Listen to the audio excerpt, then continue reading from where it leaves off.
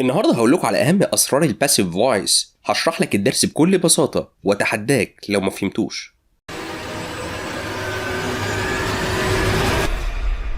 باسيف فويس، المبني للمجهول في زمن البريزنت سيمبل.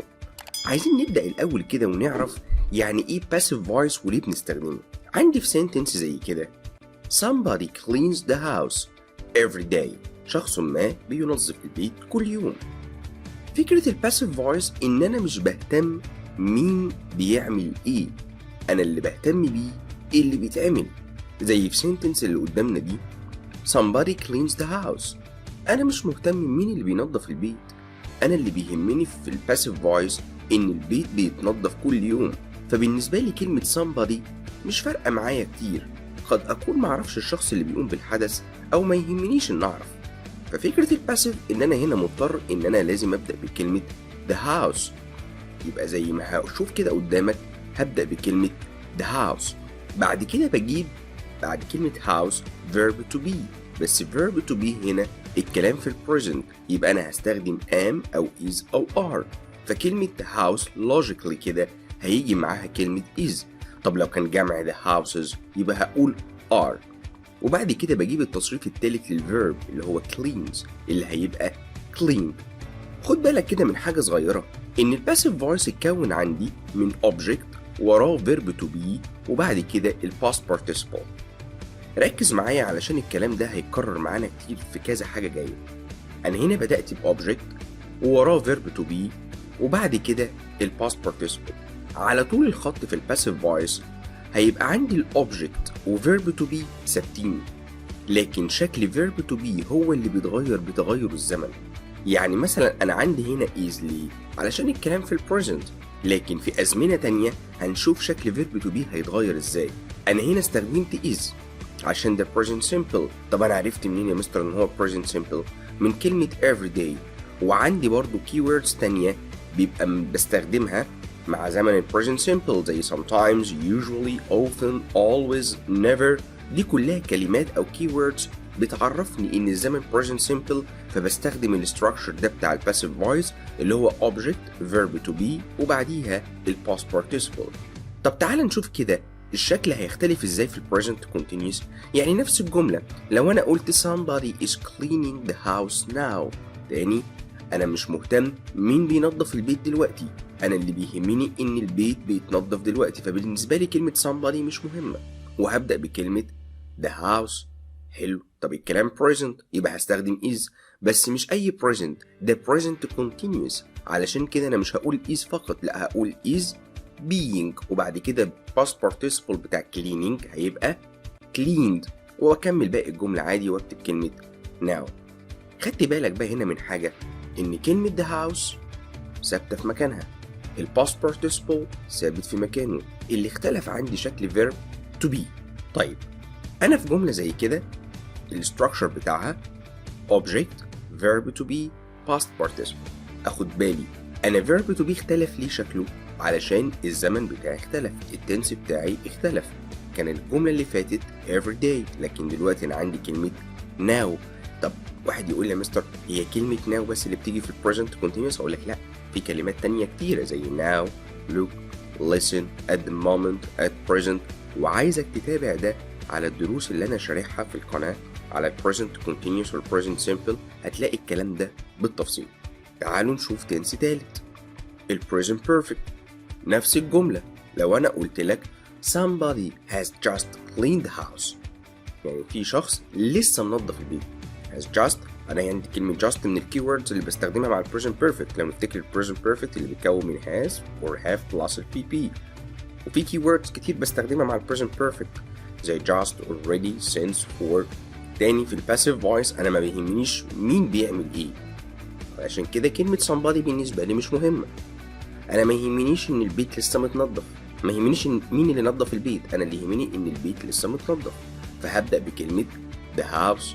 خلي بالك بص، the house ثابتة معايا، cleaned الباست participle ثابت معايا، لكن verb to be اللي شكله اختلف تماما. مرة كان is ومرة كان is being، دلوقتي بقى has been أو has just been. ليه يا مستر؟ علشان التنس اختلف. أنا هنا بتكلم في ال present perfect، كل الجمل دي بأشكالها صحيحة تماما 100%. is cleaned صح، is being cleaned صح، has just been cleaned صح. طب ايه اللي اختلف؟ اللي اختلف التنس بتاعي. الأزمنة المختلفة بتؤدي إلى أشكال مختلفة من الباسيف فويس. يبقى الاستراكشر بتاع الجملة يبقى شكله عامل ازاي اهي؟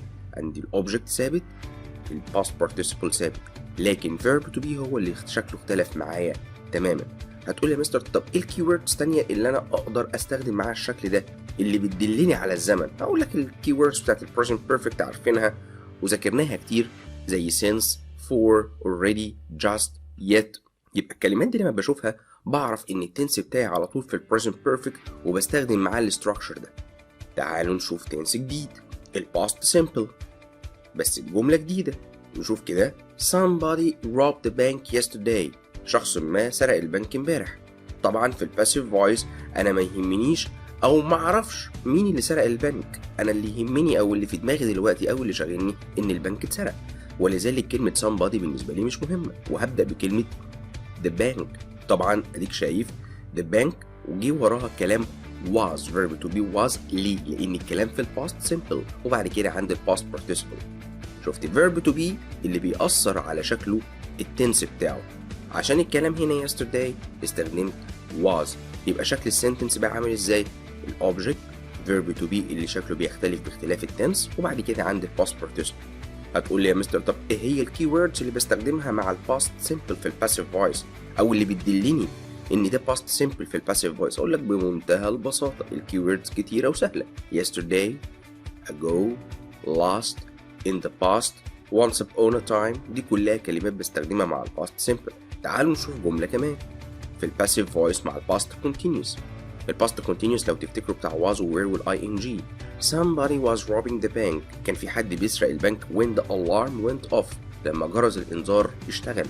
يبقى انا ما بيهمنيش ان الشخص اللي كان بيسرق البنك again. انا بيهمني ان البنك كان بيتسرق لما الانذار اشتغل.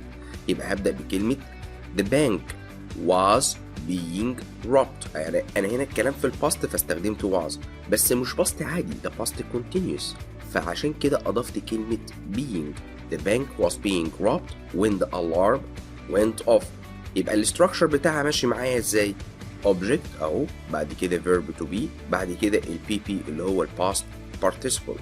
واحد يقول لي يا مستر طب هو الباست continuous كان ليه كلمات بتدل عليه؟ اقول لك اللينكرز او الوردز زي كلمة while، when، as. دي كلها كلمات كنا بنستخدمها مع الباست continuous او الباست progressive. نوع تاني من التنسز الباست بيرفكت. فاكرين الباست بيرفكت بتاع had plus الباست participle؟ somebody had robbed the bank. شخص ما، نفس الجملة، شخص ما سرق البنك before the alarm went off. قبل ما الانذار يشتغل. معنى كده ان الحدث ده حصل قبل الحدث ده. في الباسيف فويس انا مش بهتم مين اللي سرق البنك قبل الانذار ما يشتغل، انا يهمني ان البنك اتسرق قبل ما الانذار يشتغل، فعلشان كده انا هبدأ بكلمة the bank، وبعد كده هستخدم had been robbed before the alarm went off. لاحظ هنا معايا ان الاوبجكت هو verb to be past participle هو verb to be هو اللي شكله اختلف. ليه؟ لان التنس اختلف. عندي كلمة before و after و as soon as و by the time. دي كلها keywords بستخدمها مع الباست perfect لو نفتكرها. طبعا احنا التنسز دي كلها شارحينها على القناة، يا ريت تخش وتراجع عليهم تنس قبل ما تشتغل على الباسيف فويس عشان يبقى عندك فكرة واضحة عن التنسز ماشية ازاي. تعالوا بقى في تنس جديد بجملة جديدة. لما بقول لك somebody will water the garden tomorrow، حد هيسقي الجنينة بكرة. الحد ده قد يكون جنايني، واحد جارنا، واحد اي حد ما بهتمش بيه او ممكن ما اكونش عارفه، فلذلك مش في دماغي، ما يهمنيش مين اللي هيسقي الجاردن، انا يهمني ان الجاردن هتتسقي بكره. عشان كده هبدا بكلمه the garden، بعد كده will be watered tomorrow. تاني شوف شكل verb to be بيختلف معايا ازاي، بيختلف باختلاف التنس. انا هنا عشان قلت tomorrow فشكل verb to be بقى automatically will be. بتقول لي يا مستر طب ايه الكي ووردز اللي بستخدمها في future؟ بمنتهى البساطه كلمه tomorrow، in the future، next، in the following days. كل دي كلمات بتوحي او بتعبر عن زمن الفيوتشر تنسز. طيب في عندي حاجات تانية برضو في الباسيف اللي هي المودلز زي هي الافعال كان، كود، شال، شود، may، might. must have to has to going to. طب دي اظرفها. بص الجملة دي بقول لك everyone should follow the rules. كل شخص يجب عليه اتباع القوانين. انا ما يهمنيش برضو everyone دي خالص، انا اللي يهمني ان الرولز should be followed، ان القوانين يجب ان تتبع، فلذلك هبدأ بكلمة the rules. اللي بينطبق على المودلز هو اللي كان بينطبق على future will plus be. هنا بدل will plus be هتبقى should plus be، must plus be، could plus be. فبقول لك القوانين يجب ان تتبع. لاحظت برضو تاني ان عندي الاوبجكت بعد كده verb to be. بص verb to be شكله مختلف تماما، مرة is، مرة is being، مرة has been، مرة had been، مرة was being. ليه؟ لان التنس بيختلف. يبقى انا عندي المودلز كلها زي must وكان وكود وشال وشود ومي ومايت بينطبق عليهم اللي بينطبق على future will. وطبعا عايزك تاخد بالك ان في مودلز بالنسبة لك شكلها ممكن يلخبط شوية زي have to، has to، going to، used to. دول كلهم برضو بيجي وراهم verb to be.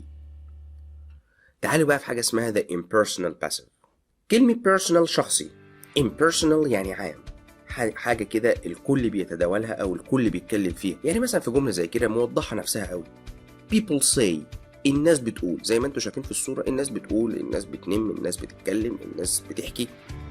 people say she's stubborn، الناس بتقول إنها عنيدة. في طريقتين لتحويل جملة زي كده. أنا أول ما ألاقي جملة بادية بفاعل بس subject عام زي people، experts، scientists، okay، teachers، doctors، engineers، بيجي معاهم verb زي say، live، think، hope، predict. كل الكلام ده كلام عام، يعني أنا مش بتكلم عن شخص ما أو حد ما بعينه، لا أنا بتكلم بصفة عامة. فلما باجي أحول جملة زي كده من people say، أول ما ألاقي التركيبة دي كده أو الشكل ده كده أو الستراكشر ده كده قدامي بعمل إيه؟ بمنتهى البساطة أقول it's said that. يعني it's said that يقال أن she's stubborn، إنها عنيدة. أو ممكن أتعامل معاها على أساس إن هي جملة passive عادية جدا وهبدأ بشي، وبعد كده هعتبر إن say present simple هقول she is، وهجيب البي بي بتاع verb say اللي هو هيبقى said، يبقى she is said، وبعد كده بجيب to والinfinitive بتاع الverb اللي جاي بعد she اللي هو هيبقى verb to be. she is said to be stubborn، يقال عنها إنها عنيدة. ناخد بالنا من الكلام ده. تعالوا بقى نحل كده some exercises ونشوف الدنيا هتمشي معانا ازاي، ونشوف الناس فهمت اللي انا قلته ولا لا. بس قبل ما ابدا حل عايزك تحط في دماغك حاجه اساسيه. هو الجمله اللي انا بحلها اصلا passive ولا active؟ هل تصلح انها تكون passive ولا لا؟ يعني مثلا هنا houses، المنازل، ما هي اكيد البيوت مش يعني الفيرب اللي جاي وراها اكيد فعل واقع عليه، يعني ممكن تكون passive. يعني مثلا هنشوف ايه، المنازل to be warm، houses to be warm in winter. البيوت مصممة انها تكون warm in winter. انا عندي في الباسيف فويس عندي شرطين اساسيين عشان الجملة تنفع باسيف. لازم الجملة او الفيرب يكون في verb to be، وبعد كده هو في الباست participle او في البي بي. طيب ناخده واحدة واحدة كده. ديزاين لا فيها verb to be ولا هي بي بي. طب دي لا ما فيهاش verb to be. دي فيها verb to be والفيرب باست participle، يبقى الجملة دي تنفع. طب نشوف اللي بعديها برضو، لا دي ما تنفعش خالص، يبقى الإجابة automatically كده houses are designed. طيب our car next week، عربيتنا هتتصلح الأسبوع الجاي. next يبقى أنا عايز حاجة فيها future will على طول من غير ما أبص بقى في باقي التشويسز، يبقى يا إيه يا دي. طيب هنشوف كده الاختيار نمبر دي will repair، هتصلح العربية، هتصلح لا العربية هتتصلح، يبقى أكيد automatically كده نمبر A. sentence number 3 the school has to. بص has to ديت ما تلخبطكش، has to زي need to، زي must، زي can، زي will، يعني لازم يجي وراها verb to be. verb to be في الانفينيتيف. ده هنا مفيش verb to be، ولا هنا في verb to be، ولا هنا في verb to be، يبقى هنا على طول the school has to be built before the school year starts. تعالوا على more exercises. sentence 4 the car too fast. امبارح حد قال لي على الجملة دي the car drives. هو ينفع العربية تسوق؟ ما drive يعني يقود أو يسوق، يعني ينفع العربية تسوق، يبقى العربية بتتساق. يبقى أنا عايز verb to be والبي بي. دي ما فيهاش verb to be ولا بي بي. نمبر سي دي فيها verb to be أهي، بس ده مش بي بي، مش هتنفع، ودي كذلك. يبقى الإجابة automatically هتبقى نمبر بي. sentence 5 we to a party at the weekend. invite احنا عزمنا ولا اتعزمنا؟ لا هنا to a party يبقى احنا اللي اتعزمنا، يبقى انا عايزها الجملة في الباسيف فويس، يبقى we، يبقى انا عايز verb to be والpast participle. طيب sentence A ما فيهاش B، في verb to be اهو وفي البي بي اهو، الجملة متوفرة الشروط كاملة الشروط، يبقى انا هستخدمها. طب ما استعجلش اقرا بقى الجمل، يمكن في واحدة تنفع مع التنس اكتر. دي ما تنفعش، ما فيهاش verb to be، دي اللي فيها verb to be ولا past participle، يبقى اتوكل على الله وتبقى sentence number B او choice number B. sentence number 6 the houses in the earthquake، البيوت انهارت. خلي بالك بقى ان في بعض الافعال مستحيل تستخدم في الباسيف فويس، ما ينفعش، زي verb go، زي verb roar يزقر، الاسد يزقر، زي verb rise، زي verb collapse اللي قدامكم ده، البيوت انهارت. بقول لك البيوت انهارت في الايرثكويك، يبقى ما ينفعش اقول are collapsed، هي كستراكشر صح لكن كمعنى غلط، مش نافعه خالص. يبقى اقول the houses collapsed in the earthquake، يعني المنازل انهارت في الزلزال. number 7 I expect we، اتوقع where to go، اتوقع. بص خلي بالك ان الجمله ممكن I expect we will tell، ماشي بس شوف بقى الكلام هيمشي منطقه ولا لا، هيبقى ماشي بمنطق ولا لا. اعتقد ان احنا سوف نخبر او سوف نعلم بالمكان الذي سوف نذهب اليه، يبقى I expect، يبقى انا محتاج، يبقى الجمله passive، يبقى محتاج verb to be والبي بي. مين فيها verb to be؟ مفيش verb to be هنا، مفيش verb to be هنا، مفيش verb to be هنا، يبقى sentence number A او choice number A هو اصح واحد. sentence 8 تشارلز ديكنز، ده روائي كبير وتاني أشهر روائي في العالم بعد ويليام شكسبير، كتب قصص كتير منهم قصة أو رواية أوليفر تويست a long time ago. يبقى تشارلز ديكنز كتب، مش هقول كتب، لا، يبقى تشارلز ديكنز أنا عارف إنه روائي وكان بيكتب قصص، يبقى هستخدم wrote، ما فيهاش passive، دي جملة active مبني للمعلوم، فاعل وفعل ومفعول subject verb object. sentence number 9 his car for 10,000 pounds last week، عربيته اتباعت ب10,000 جنيه. ما انا مش هينفع اقول عربيته باعت، لا عربيته اتباعت مقابل 10,000 جنيه الاسبوع اللي فات، يبقى his car has sold. لا احنا عارفين ان الباسيف فويس لازم يكون عندي verb to be والبي بي. دي ما فيهاش verb to be، دي ما فيهاش verb to be، دي ما فيها دي فيها verb to be بس ما فيهاش الباست participle، يبقى مش هتنفعني، هي دي اللي بينطبق عليها الشروط كلها، فعشان كده هختار. وبعدين ده past وعند last وهنا past. sentence number 10 The bus down yesterday، الأتوبيس عطل امبارح. كلمة برضو break down يتعطل ما ينفعش استخدمها في الباسيف فويس، العربية عطلت، الأتوبيس عطل، الموبايل عطل، اللابتوب عطل، يبقى أقول the bus automatically كده بقى، مش هفكر في الباسيف، أقول the bus broke down. number 11 they turned and، بص خلي بالك and لو الكلام اللي قبلها past يبقى الكلام اللي بعدها past، لو الكلام اللي قبلها passive يبقى الكلام اللي بعدها passive، زي العطف والمعطوف كده في العربي. لو الكلام اللي قبلها active يبقى الكلام اللي بعدها active. طب هنا بقول لك they turned يعني هما لفوا وجريوا، يبقى they turned and يبقى هو اوتوماتيك كده، مش هفكر غير في حاجه شبهها turned، حاجه verb single كده في الاكتيف فويس، ويبقى في الباست حاجه في الباست. ده باسيف مش هينفعني، ده برضو باسيف مش هينفعني، وفيرب run اصلا ما ينفعش يجي في الباسيف فويس، يبقى هنقول they turned and ran when they saw us coming. More exercises. This picture by my friend last week. last الصورة دي اترسمت بواسطة صديقي last week. واحد يقول لي يا مستر هو أنا ليه ما استخدمتش باي والسبجكت أو الشخص اللي عمل حاجة؟ أقول لك أنا بستخدم باي وراها شخص في الباسيف فويس لما بكون عارف مين اللي عمل الأكشن. يعني مثلا لما أقول لك أحمد broke the vase يبقى the vase was broken by أحمد. لكن لما أقول لك somebody broke the vase يبقى أقول لك the vase was broken. يبقى هنا this picture هتبقى was painted by my friend last week. أنا هنا ليه قلت last؟